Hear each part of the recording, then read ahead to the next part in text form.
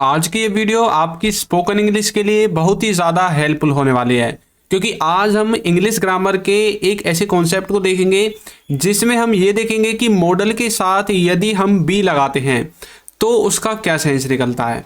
तो देखिए, यहाँ पर हम शुरुआत करने वाले हैं विल बी से। तो मॉडल हो या कोई हेल्पिंग वर्ब हो, जब भी उसके साथ बी लगाते हैं वो सारी चीज़ हम देखेंगे और उसका अपनी डेली लाइफ में किस तरह से यूज करेंगे। हम कोई सेंटेंस बोलेंगे तो किस तरह से हम बी को यूज करके अलग अलग सेंस निकाल सकते हैं। तो ये सारी चीज़ हम देखने वाले हैं। तो देखिए, ऐसा हो सकता है कि आपको देखने में वर्ड एक जैसा लगे लेकिन उसका सेंस अलग होगा। वो आप आगे जैसे जैसे बढ़ते जाओगे वीडियो में आपको समझ में आ जाएगा।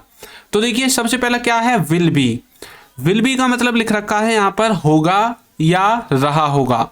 इसका मतलब ये है कि विल हमें बताता है फ्यूचर के बारे में। किसके बारे में? फ्यूचर के बारे में।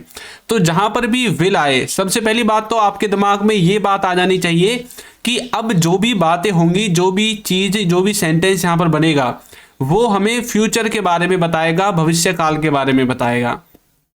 अब ये होगा का मतलब है कि आने वाले समय में, यानी कि भविष्य काल में कोई कहीं पर होगा, यानी कि उसकी पोजीशन के बारे में हम बात करेंगे, उसकी स्टेट ऑफ बीइंग के बारे में बात करेंगे, उसकी अवस्था के बारे में बात करेंगे।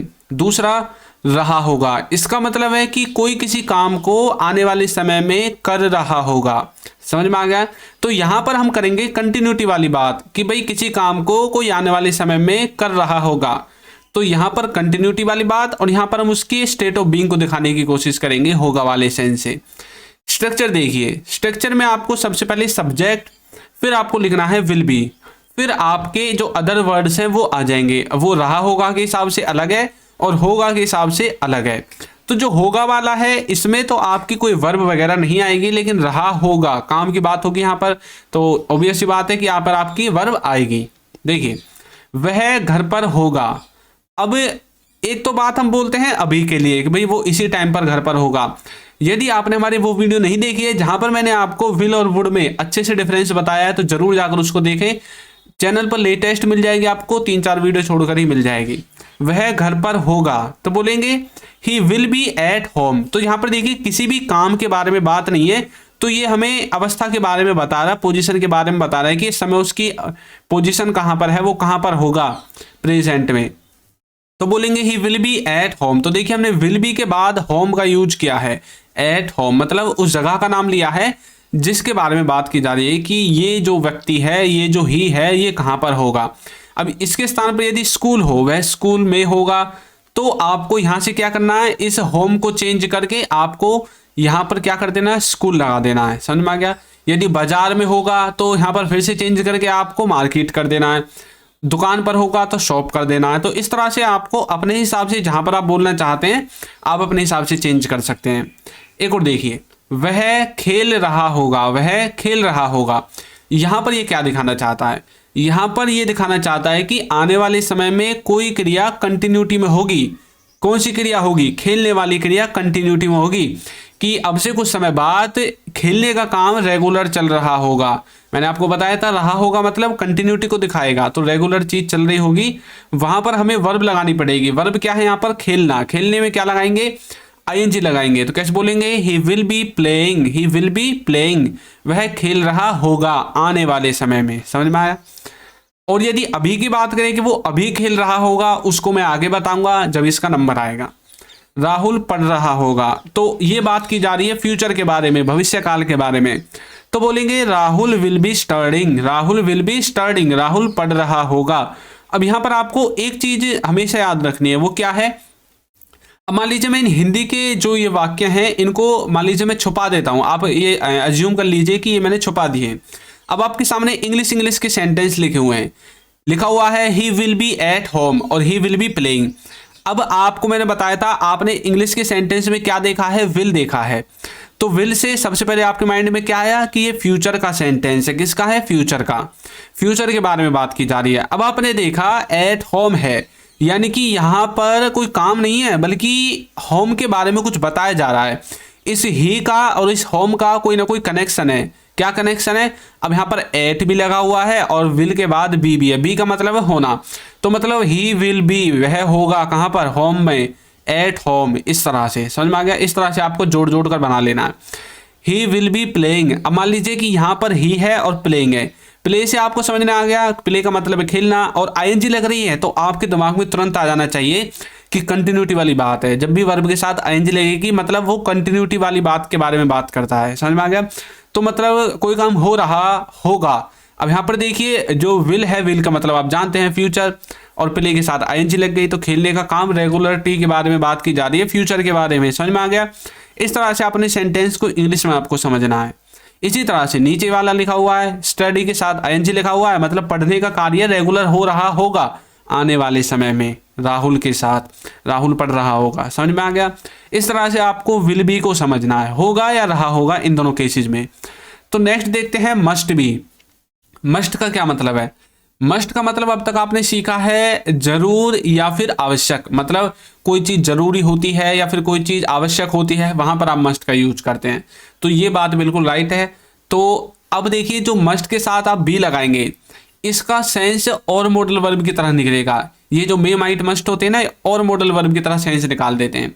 स्ट्रक्चर देख लीजिए, सबसे पहले सब्जेक्ट, फिर मस्ट बी, फिर आपके अदर वर्ड्स आएंगे। देखिए वह पक्का घर पर हो सकता है, एक तो होगा कि वह घर पर हो सकता है, लेकिन यहाँ पर आपको पूरी तरह से कंफर्मेशन नहीं है, आप थोड़ा कंफ्यूजन से में होते हैं जब आप खाली ये बोलेंगे वह घर पर हो सकता है, लेकिन जब आपने बोल दिया पक्का घर पर हो सकता है, पक्का आप 100% श्योर हैं, आप श्योरिटी की बात कर रहे हैं यहाँ पर।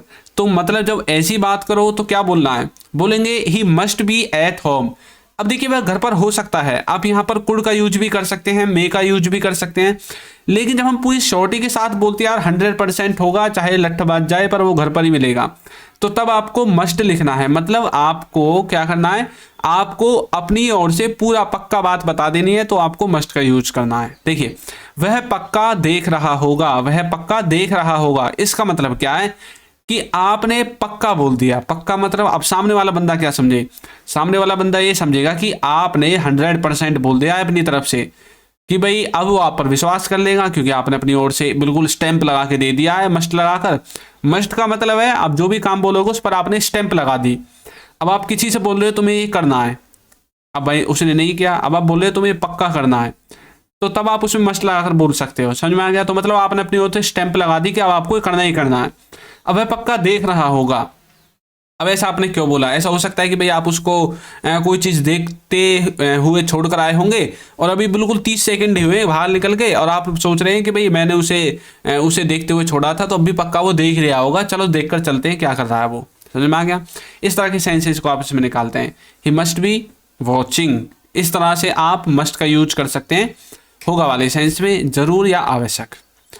नेक्स्ट है अच्छा एक और चीज देखिए, यहाँ पर आपने देखा एक में हमने लगाया है हो सकता है, एक में लगा दिया रहा होगा।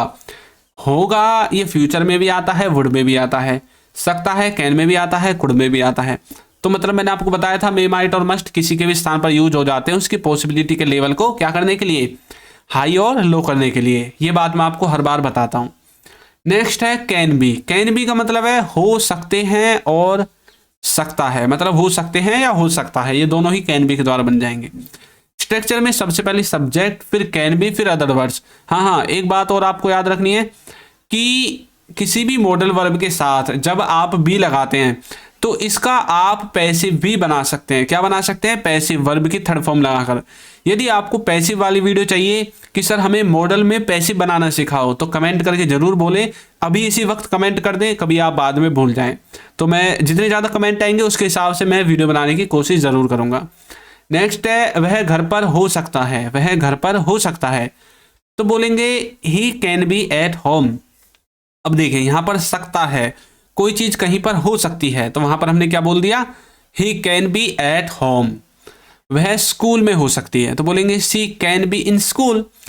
अब देखिए यहाँ पर कुछ बच्चे कंफ्यूजन में रहते हैं, यहाँ पर हमने लिख दिया in, she can be in school, ठीक है, यहाँ पर लिख दिया। अब कुछ बच्चे सोच रहे होंगे कि सर ये इन ही क्यों आया, यहाँ पर एट क्यों नहीं आया। तो देखिए जब आप किसी चीज़ के अंदर की बात करते हैं, हमने एक बोला है वह स्कूल में हो सकती है, तब तो हमने इन लगाना ही पड़ेगा। हम स्कूल के अंदर की बात कर रहे हैं, भाई स्कूल के अंदर क्लास में होगी, इसलिए हमने इन लगाया। हम यदि बोले वह स्कूल पर होगी, मतलब स्कूल पर खड़ी है, वह बस स्टॉप पर होगी, वह दुकान पर होगी, वह बाजार में, तो इन लगाना पड़ेगा। वह एयरपोर्ट पर होगी, वह घर पर होगी, तो तब आपको क्या करना है, आपको एट का यूज करना है।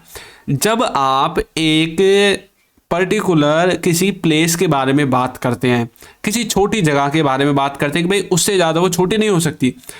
अब जैसे आप बोलने लगो कि भाई वह महाराष्ट्र में होगा, महाराष्ट्र कोई छोटी जगह थोड़ी है, महाराष्ट्र तो बड़ी जगह है, तो फिर आपको इनका यूज़ करना है। अब आप बोलने लगो महाराष्ट्र के बस स्टैंड पर होगा, तब आपको एट का यूज़ करना है, क्योंकि बस स्टैंड से छोटा कुछ हो सकता है, नहीं हो सकता।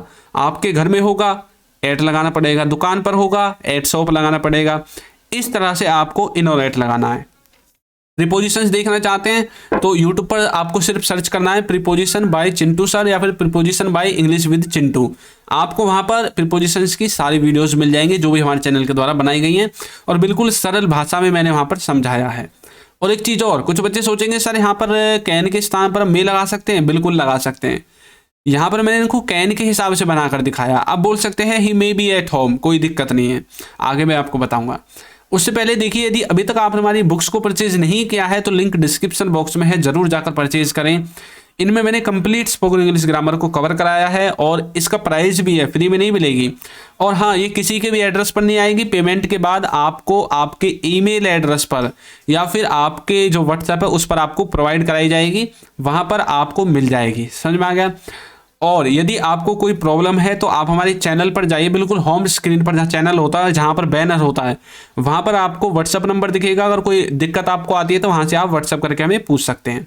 दूसरा देखिए, यदि अभी तक आपने ऐप को डाउनलोड नहीं किया है तो इसको जरूर करिए। बुक आपने करी है या नहीं करी है ये आपके ऊपर है, क्योंकि भाई ये पेमेंट वाली, इसमें आपको पैसे पे करने पड़ेंगे।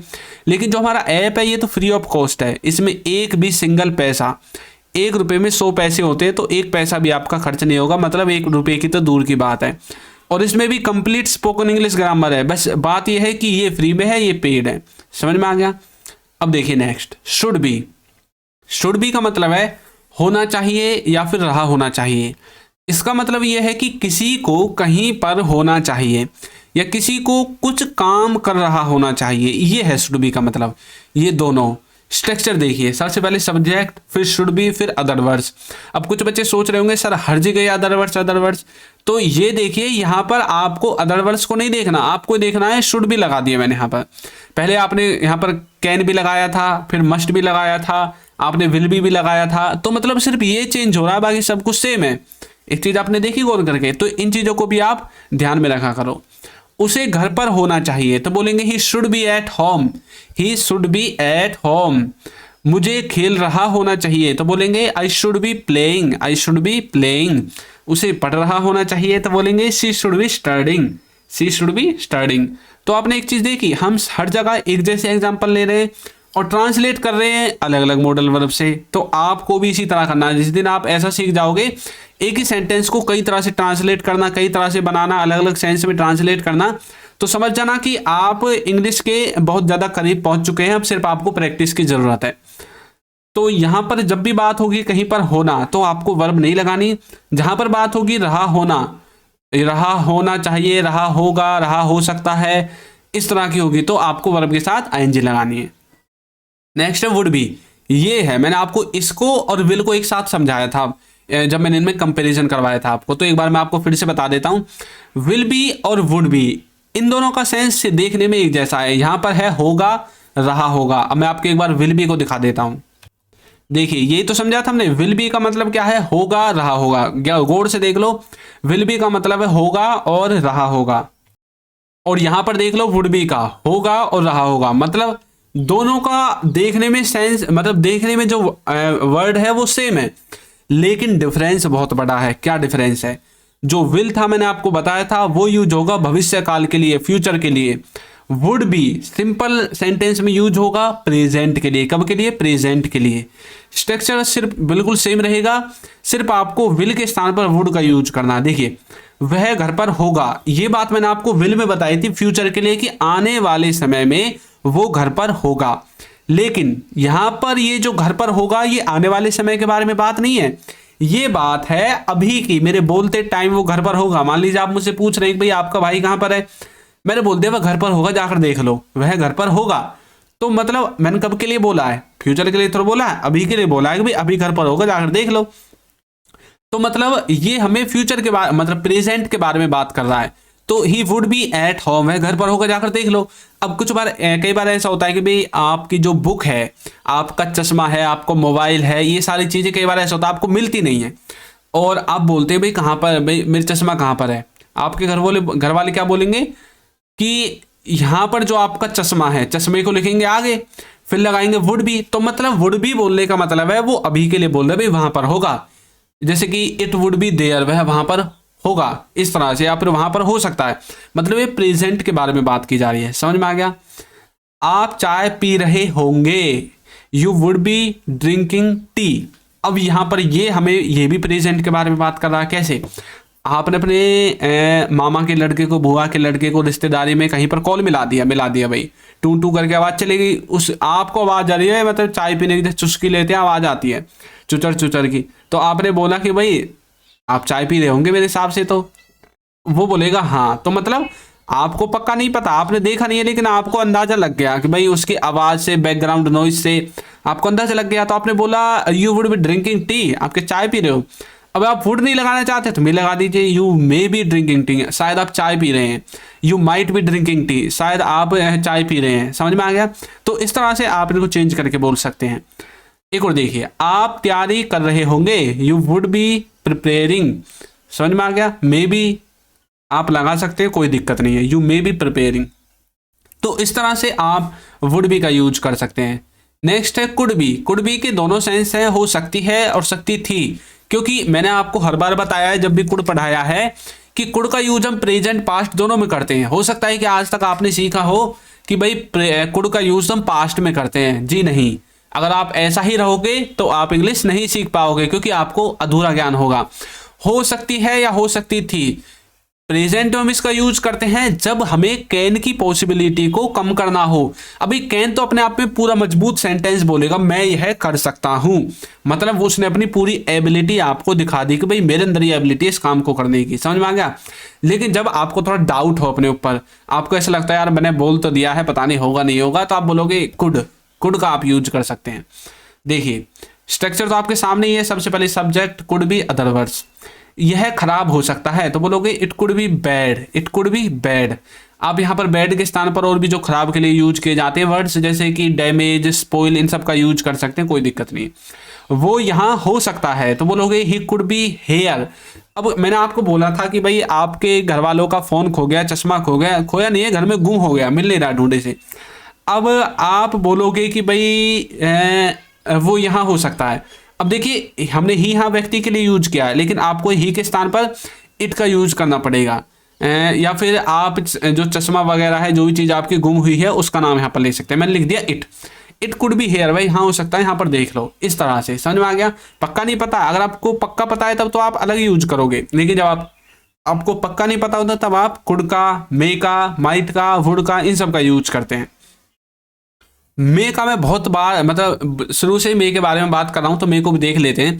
मे का मतलब होता है शायद, यानी कि जब पॉसिबिलिटी जो है वो थोड़ी मीडियम सी हो, मतलब आपको पक्का ऐसा भी लगता हो कि हो भी सकता है, ऐसा भी लगता नहीं भी हो सकता है, मतलब आप बीच में अटके हुए हैं, 50% सा एकदम, मतलब आपका माइंड काम कर रहा है, तब आपको मे का यूज करना है। सबसे पहले subject, may be, other words. शायद वह दुकान पर हो सकता है तो बोलोगे he may be at shop, he may be at shop, शायद वह दुकान पर हो सकता है। शायद वह जा रहा होगा तो बोलेंगे he may be going, he may be going, मतलब आपको अब पक्का नहीं पता है, अब आप बीच में अड़झे हुए हो भी सकता है, नहीं भी हो सकता है। समझ में आ गया? तब आपको इनका यूज करना है। अब देखिए नेक्स्ट है माइट। माइट का मतलब है मे से कम संभावना, काम वही होगा जो मे काम करेगा, वही काम ये करेगा माइट, लेकिन संभावना होगी थोड़ी सी मे से भी कम। मतलब आपको जब ऐसा लगे ना कि भाई बोल तो रहा हूं बिल्कुल, मतलब मैं अपनी ओर से तो श्योर नहीं हूं, पर ही माइट बी देयर, वह वहां पर हो सकता है पर मैं श्योर नहीं हूं, तो मतलब तब आपको माइट का यूज करना है। देखिए शायद ही वह घर पर हो सकता है, he might be at home, he might be at home. शायद ही वह खेल रहा होगा तो बोलोगे ही माइट बी प्लेइंग। अब यहां तक आपने एक चीज तो सीख ली है। क्या चीज सीखी है? कि जब भी मॉडल वर्ब के साथ बी लगेगा तो सिर्फ दो ही सेंस निकलेंगे, या तो किसी के कहीं पर होने की बात होगी, या फिर कोई किसी काम को कंटिन्यूटी में दिखा रहा होगा, कर रहा होगा, तो मतलब ये दो ही सेंस निकलते हैं। इस तरह से आपको माइट को समझना है। अब मैं आपकी प्रैक्टिस के लिए एक सेंटेंस देता हूं, वह खेल रहा होगा, वह खेल रहा होगा। कमेंट करके आंसर बताना है कि इसकी इंग्लिश क्या होगी, और ऐप का लिंक और बुक का लिंक नीचे डिस्क्रिप्शन बॉक्स में है। तो आपको ये वीडियो कैसी लगी है जरूर बताइएगा, और यदि अभी तक आपने हमारे चैनल को सब्सक्राइब नहीं किया है तो कर दीजिए, वीडियो को लाइक कर दीजिए, अच्छा सा कमेंट कर दीजिए और चैनल को भी सब्सक्राइब कर दीजिए। Thank you.